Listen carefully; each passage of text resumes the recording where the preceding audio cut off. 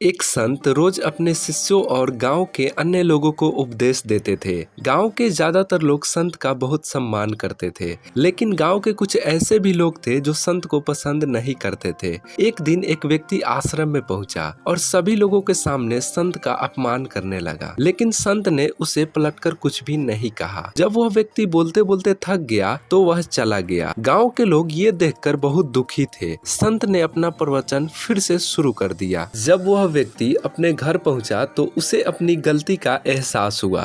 वह अगले दिन संत के आश्रम पहुंचा और उनसे माफी मांगने लगा। संत ने उससे कहा कि एक काम करो, आश्रम में पक्षियों के कई सारी पंख बिखरे हुए हैं, उन्हें इकट्ठा करके यहाँ ले आओ। उस व्यक्ति ने तुरंत ये काम शुरू कर दिया। कुछ देर बाद वह पंख लेकर आ गया। संत ने उससे फिर कहा कि अब एक और लास्ट काम कर दो, वे सारे पंख वापस लेकर आ जाओ। जब वह व्यक्ति सड़क के बीच में पहुंचा तो वहां रखे सभी पंख उड़कर इधर उधर फैल गए थे। सभी पंखों को इकट्ठा कर पाना उसके लिए बहुत मुश्किल था। वह खाली हाथ ही संत के पास पहुंचा और पूरी बात बता दी। संत ने उससे कहा, भाई ठीक इसी तरह जब हम गुस्से में होते हैं तो जो कुछ भी बोलते हैं वह दूसरों को दुख देता है। जब हमारा मन शांत होता है तब हमें गलती का एहसास होता है, लेकिन उस समय हम कुछ भी नहीं कर सकते हैं। जिस तरह सभी पंखों को इकट्ठा कर पाना संभव नहीं है, सेम उसी तरह हमारे मुंह से निकले शब्द वापस नहीं लिए जा सकते। इसलिए गुस्से से बचना चाहिए